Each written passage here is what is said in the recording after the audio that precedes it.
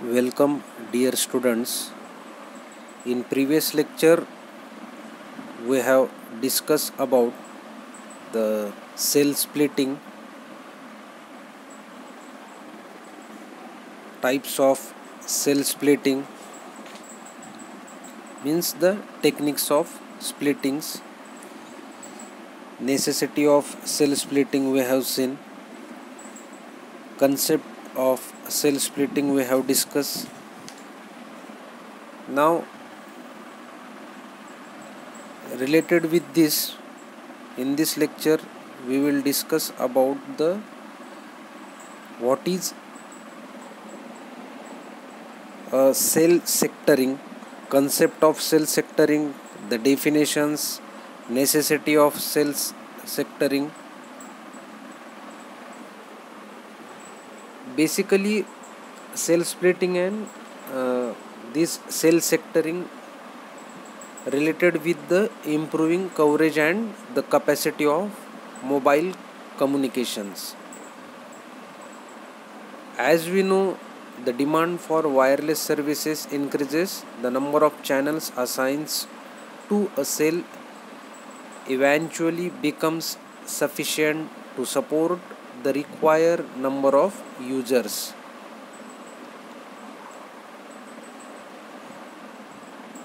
At this point, cellular design techniques are needed to provide more channels per unit coverage area.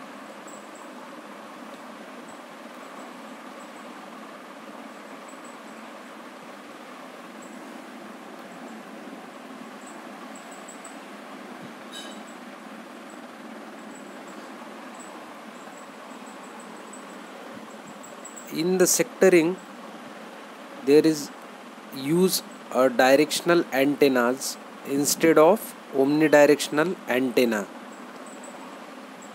When a 120-degree sectorization is used, one cell that usually covers 360 is divided into three 120-degree regions. When 60-degree sectorization is used, one cell that usually covers 360 is divided into 660 regions. These regions are called as sectors. So this is about what is exactly the sectorization.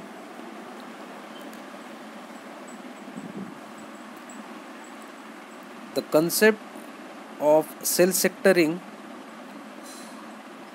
this is the other techniques to improve the capacity of a cellular system is to keep the cell radius, you can say capital R, unchanged and to decrease the co-channel interference reduction factor, you can say to this a capital Q. So therefore this is the ratio of capital D by capital R. The co-channel interference in a cellular system may be decreased by replacing a single omnidirectional antenna at the base station by using several directional antennas, each radiating within a specific section.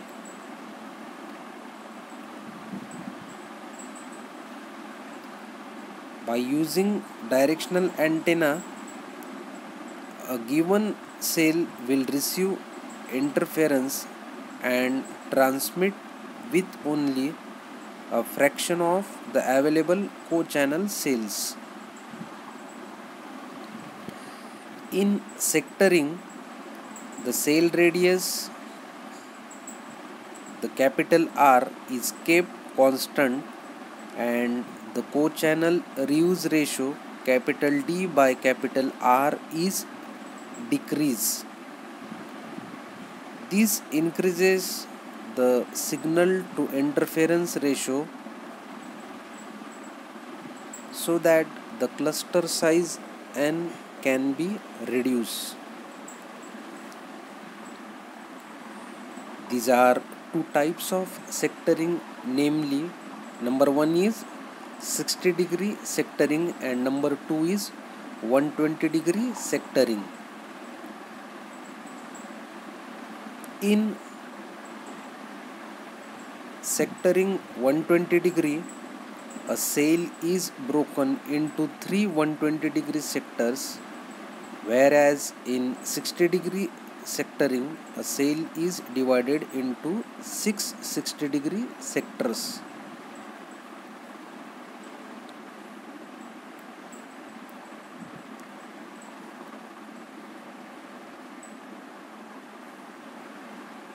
So you can define the cell sectoring, the technique used for decreasing the co-channel interference and thus improving the capacity of a cellular system by using directional antennas and frequency reuse concept is called as sectoring.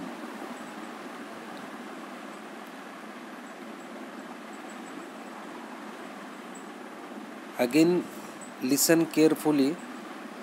The technique used for decreasing the co-channel interference and thus improving the capacity of a cellular system by using directional antennas and frequency reuse concept is called as sectoring.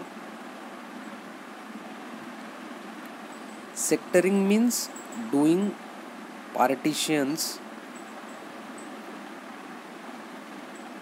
breaking nothing but the breaking of the channel used in a particular cell into sector groups.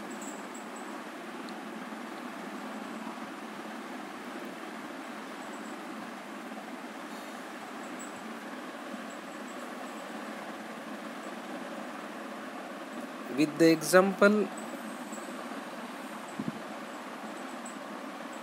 we can explain that suppose sectoring n is equal to 7. N is equal to 7. For example, with no sectoring, suppose we have 18 channels per cell. With 120-degree sectoring, we have 6 channels or sectors. With 60-degree sectoring, we have 3 channels or sectors.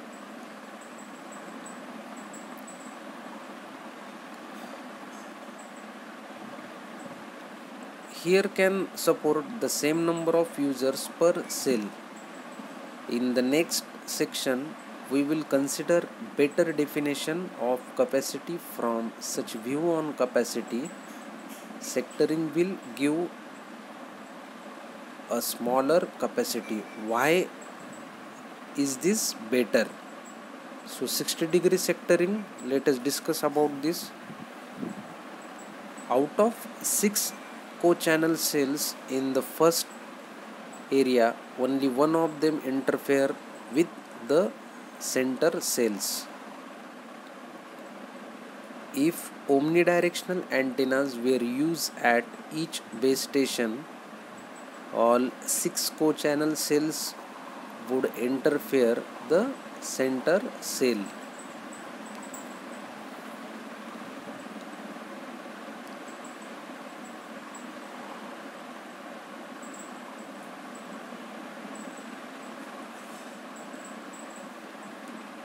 Now, another example, sectoring n is equal to 7 with 120-degree sectors. Assuming 7 cell reuse, for the case of 120-degree sectors, the number of interference in the first area is reduced from 6 to 2.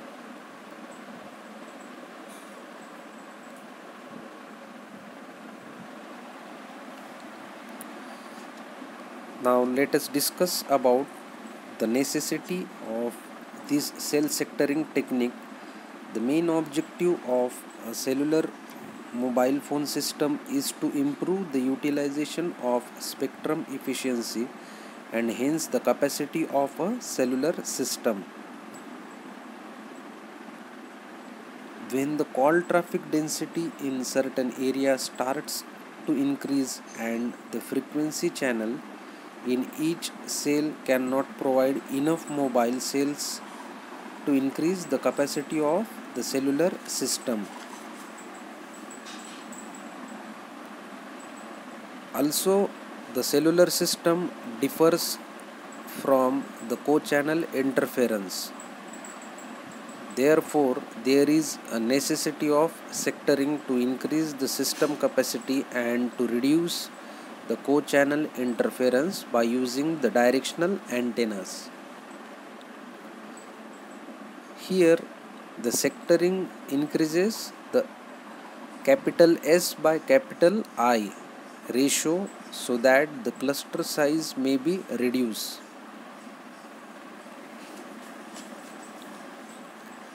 In this approach, the ratio of this first improve by using directional antenna, and then the capacity improvement is achieved by reducing the number of cells in a cluster, thus increasing the frequency reuse. However, in order to do this successfully, it is necessary to reduce the relative interference without decreasing the transmit power.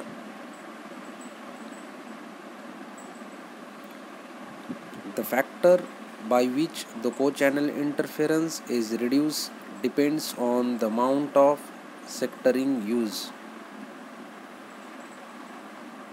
A cell is normally partitioned into 3 120-degree sectors or 6 60-degree sectors.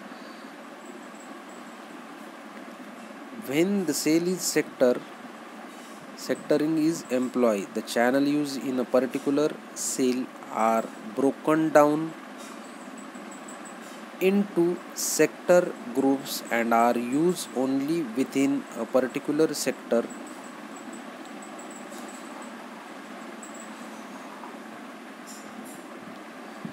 Consider a 7-cell frequency reuse pattern, as we have discussed about this. Again listen carefully. For the case of 120-degree sectors, the number of interference in the first area is reduced from 6 to 2. This is because only 2 of these 6 co-channel cells receives interference within a particular sector channel group.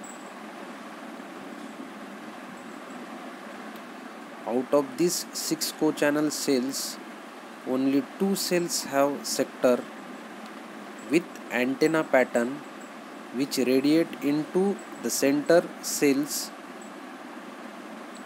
and hence a mobile unit in the center cell will experience interference on the forward link from only these 2 sectors.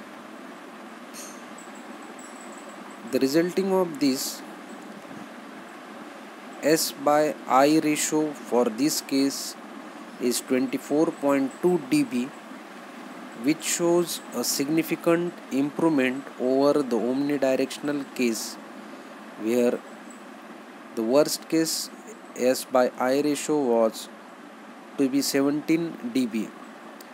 The improvement in S by I ratio allow the designer to decrease the cluster size n in order to improve the frequency reuse, thereby improve the system capacity.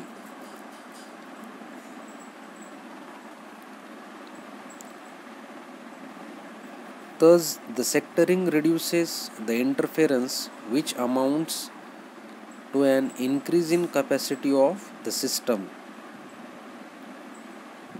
In practice, the reduction in interference offered by sectoring enable the planners to reduce the cluster size capital N and provides an additional degree of freedom in assigning channels. Since the sectoring reduces the coverage area of a particular groups of channels, the number of handoff increases.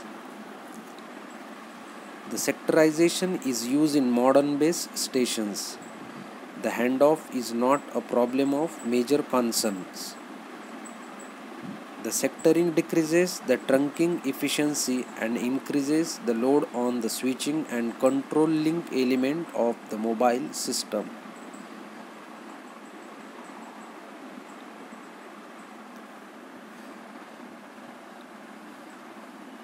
This is the example of advantages or the disadvantages with these sectoring techniques. The cell sectoring technique is to use to improve the SI ratio, means signal to interference ratio, and hence reduces the co-channel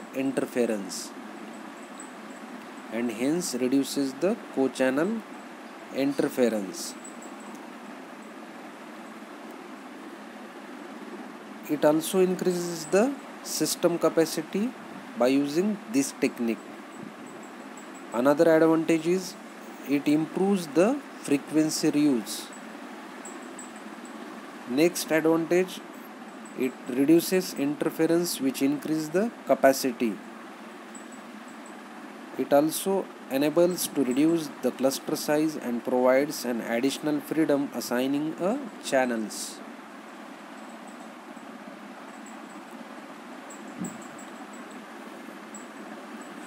Another advantage of sectoring is reduce interference by reducing capital K, increase the better call quality. With of this, the increase in better quality with reducing the cluster size, you can say capital N, with increase the capacity. Some disadvantages of this sectoring technique. Number one is the cost. Increase the number of antenna at each base station. Because of this, the cost will be increased. Next disadvantage is next section decrease trunking efficiency due to channel sectoring at the base station.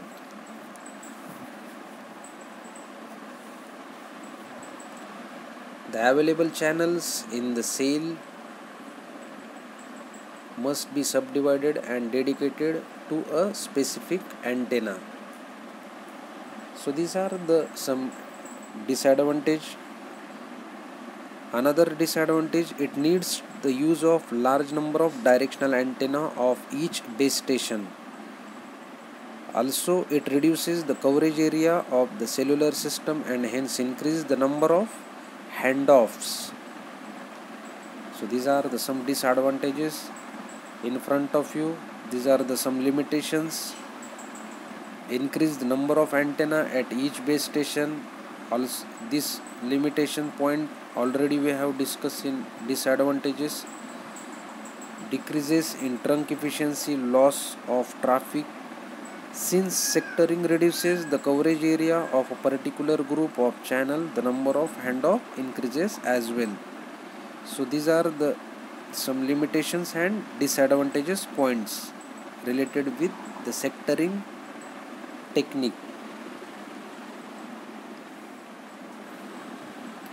So in this lecture we have discussed about what is sectoring, definition of sectoring, concept of sectoring technique, necessity of sectoring technique, then the types of sectoring, 60 degree and 120 degree sectoring technique. So some advantages and disadvantages with the limitations we have discussed in this lecture.